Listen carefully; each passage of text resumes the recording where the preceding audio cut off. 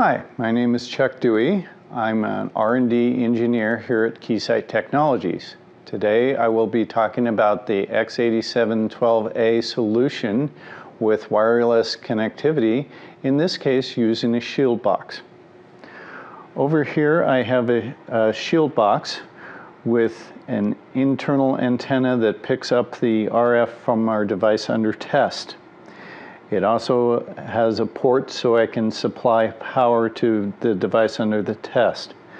One of the primary reasons for using a shield box is to cut out the outside interference that might be coming in to obscure some of your measurements.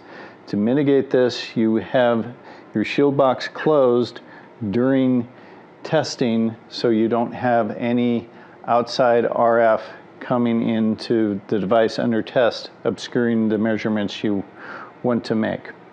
The shield box antenna is connected up to one of the ports on the solution. The other port needs to have a dummy load. This will give you much more accurate and consistent measurements of the RF power coming out of your device under test.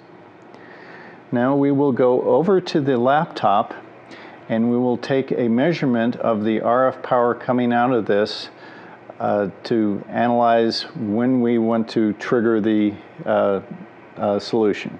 Here we have the solution software, and what we will do is do an initial trigger of this in single mode so that we can get an idea of the RF levels coming out of the box. So we want to be in single mode, and we'll do an acquire.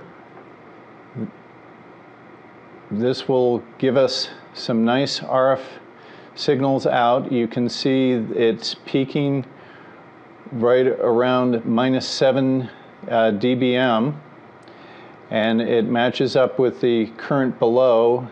During these transmissions were approximately 7 milliamps. So now what we'll want to do is actually set up a trigger on this. The nice thing with the shield box is your background noise is down at -36 dBm, very low as compared to the DUT transmission, so it's very easy to set the threshold levels. So we'll go down and actually change it into a triggered mode. So we'll go triggered, and we will want channel 2, which is the RF detector. Now we'll want to set our trigger level at an appropriate point somewhere between the background noise and the peak. So we will set it at approximately -20 dBm in this case. Rising, and now we will actually hit an acquire.